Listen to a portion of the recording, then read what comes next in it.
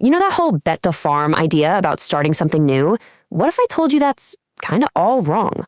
There's a much smarter way to do the math, and we're going to get into it. I mean, have you ever had that happen? You get this brilliant idea for a business, a project, anything, and for a split second, you're so excited. But then, boom, that pit in your stomach shows up. That fear of quitting your job, risking it all, it's paralyzing, right? And just like that, the idea is gone. It happens all the time. Welcome to Smiling Cottage. And the reason I'm sharing this today is because that paralyzing fear, well, it doesn't just come from nowhere. It comes from a story that we've all been sold, this kind of Hollywood myth that to do anything great, you have to go all in. You have to risk absolute ruin. But honestly, it's a trap. So you end up seeing these two paths, right? Over here, you've got the big, flashy Hollywood path. You know the one, quit your job, borrow a ton of money, and it's either IPO or total bankruptcy. It's dramatic, it gets all the press. But then there's this other path, a quieter, smarter way, the solo path. And what if I told you this? Less glamorous path isn't just safer, but might actually give you a better shot at success? Okay, so that's a pretty bold claim, right? So let's look at some proof. Let's talk about a real-world story that absolutely demolishes that Hollywood myth. It's the story of how a tiny $5,000 idea, born in an apartment, turned into an empire called Spanx. Yeah, $5,000. That's it. That's the magic number. We're not talking 5 million from some fancy venture capital firm. We're talking 5 grand from her own savings. That was her entire total financial risk to get the whole thing off the ground. A company that would eventually be worth billions. Just think about that for a second. And get this, she didn't even quit her day job. She was still out there selling fax machines door to door. Because, bills have to be paid. She'd work on her idea at night and on weekends. She got rejected by factory after factory, couldn't even afford a lawyer, so she just wrote her own patent. This was not some overnight success story. It was a slow, painful, deliberate grind. But it was a low-risk grind. And the payoff?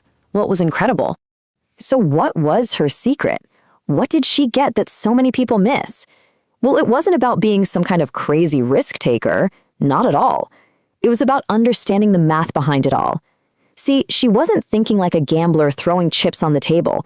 She was thinking like the person who owns the entire casino.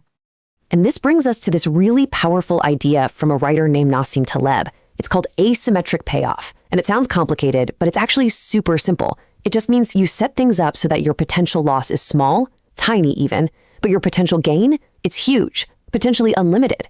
Think about it for Sarah Blakely. What was her worst case scenario? She's out 5 grand in some of her free time. The best case scenario? A multi-billion-dollar company. That's asymmetry.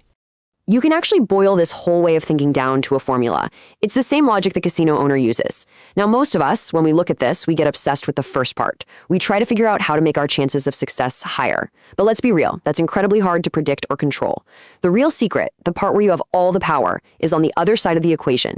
It's all about making the cost of failure as tiny as you possibly can, getting it as close to zero as possible. So how do you actually do that? Well, it's pretty straightforward. First, don't quit your day job. Use it to pay your bills. Second, use what you already have, your savings, your laptop, whatever. Don't go into debt.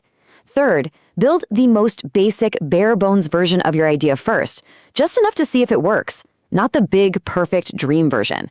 And finally, for as long as you can, do everything yourself. Every single one of those choices just hammers that cost of failure down, down, down. And when you operate like this, something really cool happens. It leads to another big idea from Taleb. And this one's called anti-fragile. Something that's anti-fragile doesn't just, survive when things get crazy and chaotic. It actually gets stronger because of the chaos. And the secret to being anti-fragile? It's being small. Okay, here's a way to picture it. A huge company is what you'd call concave. It's got massive costs, big offices, hundreds of employees, you name it. So it's terrified of change and chaos. It needs everything to be stable and predictable. But a tiny one-person operation, that's convex. It has almost no costs, so it's super flexible. And that very same chaos that can crush a giant corporation, for the little guy, that's where all the opportunity is. All right, let's pull all these ideas together and turn them into a simple framework you can actually use. This isn't some 100-page business plan, okay? It's a simple, repeatable formula for building something new, the smart way. And here it is. The key word through all of this is minimum. Step 1, find a real need. Step 2, build the absolute minimum viable version to solve that need as cheaply as you can. Step 3, sell it to just one person, your first customer. Step 4, take their feedback and iterate. Step 5, once it works, scale it up. The genius here is that at every single step, the cost of being wrong is practically nothing, but the second you're right, you can pour fuel on the fire. So let's just leave it with this final thought. When you can make the cost of failure so low that you could literally just laugh it off, well, at that point, not taking action becomes the real gamble. The biggest risk you can take isn't trying and failing. It's being so afraid that you never try at all. All right, that's a wrap for this episode. If you have any thoughts or suggestions, drop them in the comments. I'd love to hear from you. And if you enjoyed this episode, share it with someone who needs it. This is Smiling Cottage. See you next time.